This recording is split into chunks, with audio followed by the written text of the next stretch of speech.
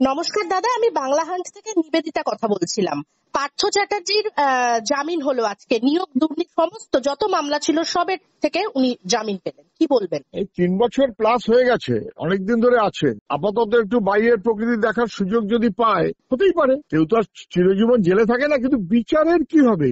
জামিন মানে তো বিচার হয়ে গেল তা না। জামিন মানে আচ্ছা আপাতত তুমি ভাই বাইরে যাও, কিন্তু বিচারের কি হবে? হাজার হাজার ছেলে মেয়ে, লক্ষ লক্ষ ছেলে মেয়ে, শিক্ষা ধ্বংস, চুরি, দুর্নীতি, শিক্ষক নিয়োগ, তার মধ্যে একটা অর্গানাইজড ক্রাইম, এই ব্যবস্থাপনা, এর বিচার কি হবে? এই ছেলে মেয়েদের ভবিষ্যৎ যে বিপন্ন হলো, এই বিচারের দায় কি? বিচার পাবার জন্য মানুষের যে আগ্রহ আছে, কার বিচার হবে? ওর বিচার হবে নাকি ওর মাথায় যে আছে তার বিচার হবে? নাকি দিল্লি কলকাতার খেলায় মাথা লেজা সব ছাড়া পেয়ে যাবে? যদি ছাড়া পেয়ে যায় তাহলে সর্বনাশ হবে মানুষের ভবিষ্যতের বাংলা। স্বাভাবিক কারণেই বিচারের প্রশ্নটাই মূল, সেইভাবেই আমাদের দেখাটা জরুরি বলে মনে হয়।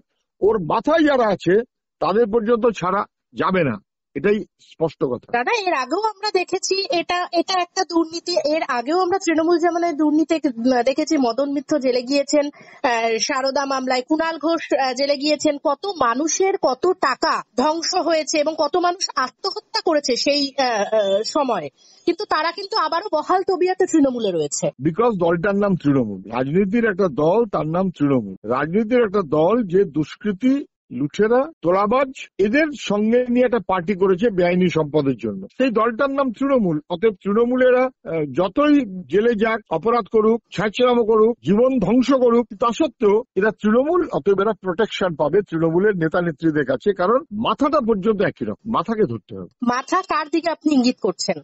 সবাই জানে মাথাটা কে। আবার পার্থ চ্যাটার্জির মাথা তো আপনি না, পার্থ চ্যাটার্জির মাথা তো রাজ্যের সাধারণ 5-10 জনের মানুষ না। ওর মাথা নবান্ন, তার মাথা দিল্লি, নাবাইয়া কি আছে? ওর মাথা তৃণমূলের সুপ্রিমো, তার মাথায় RSS বিজেপি, নাবাইয়া কি আছে? অভিষেক বন্দ্যোপাধ্যায় বারবার করে বলেন এই নিয়োগ দুর্নীতি এবং তৃণমূলের বিরুদ্ধে যত দুর্নীতির অভিযোগই ওঠে, বলা হয় যে কেন খোঁজা হচ্ছে না বা হচ্ছে মামলার তদন্তের গতি কি, মানে সেটা সবসময় জানতে চান। মানে এটা কি ইঙ্গিত করা হয়? পাথর পাচার, বালি পাচার, সোনা পাচার, এই সবের অভিযোগে অভিযুক্তরাই এখন নীতি কথা শোনাবে। পশ্চিমবাংলায় এরকম একটা রাজত্ব করা হয়েছে। সেই কারণে বেআইনি সম্পদের অধিকর্তা যারা, অধিকারী যারা, বেআইনি সম্পদের ভরপুর যারা, তারাই এখন সমাজকে জ্ঞান দেবে, বোঝাবে, পরিচালনা করবে। এটা কখনো ভবিষ্যতের জন্য ভালো হবে না, হতে পারে। অপেক্ষায় থাকুন, সবাই বুঝতে পারে। আরো ভালো ভালো খবর দেখতে সাবস্ক্রাইব করুন বাংলা হান্টের ইউটিউব চ্যানেল।